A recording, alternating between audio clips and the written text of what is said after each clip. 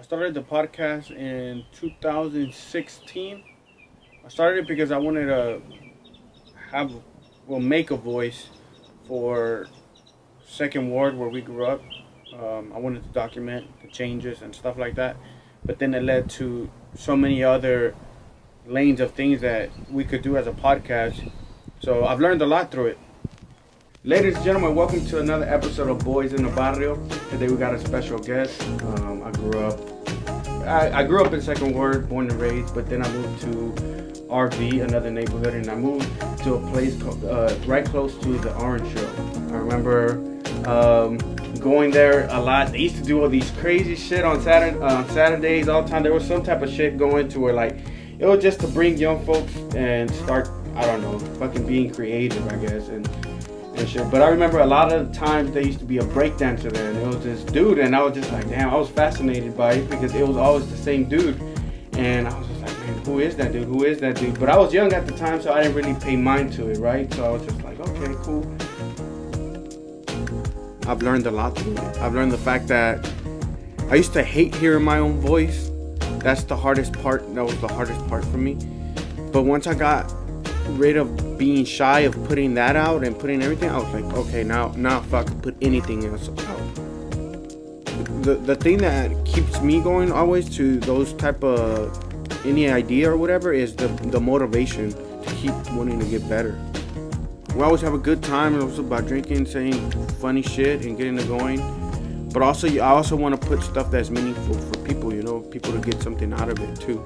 So that's why it's important for me to have these interviews sometimes with people that are doing the same thing in just another parts of music, art, whatever it is. That's how I want to be a platform for them people, because now it doesn't just help them, because it also introduces other people that want to know about other things, So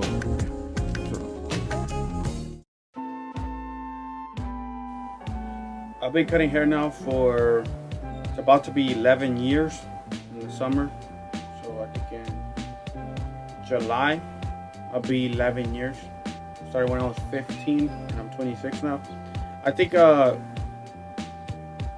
barbering taught me and showed me how to be creative in a different way, and it gave me the confidence to want to try different things, especially because you mess up on somebody's haircut, it's gonna take on your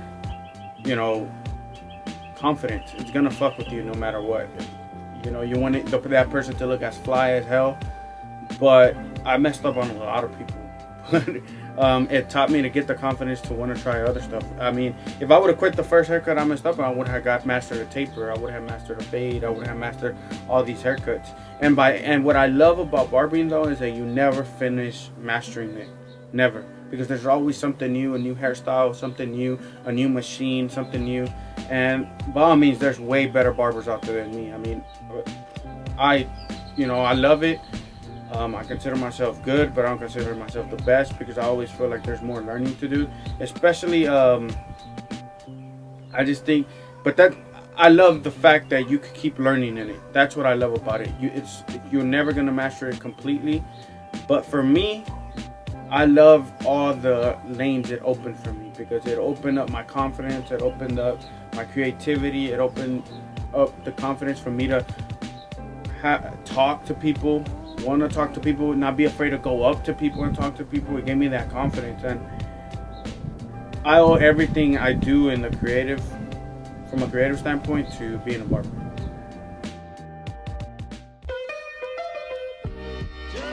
Being a father, when I found out, I'm not gonna lie, my mind went from the most beautiful thing to the most negative thing, back and forth, to then going in a circle to, I finally realized that no other emotion could beat the excitement of finding out that you're gonna be a father. No feeling could beat it. Not being sad or going through something, stress or anything, but nothing I realized beats that excitement. My biggest fear is not being a good father. That was my biggest thing. And second, And the reason I say that is because my biggest fear is to a baby girl. So it's a different ball game because girls look up to their dads, and I want to be, somebody to look up to, and I want to be a good dad to her, and especially the headaches girls give. So I have to look forward to that. But I will say, motivation has been the biggest thing I've loved so far. I love the motivation it has given me so far.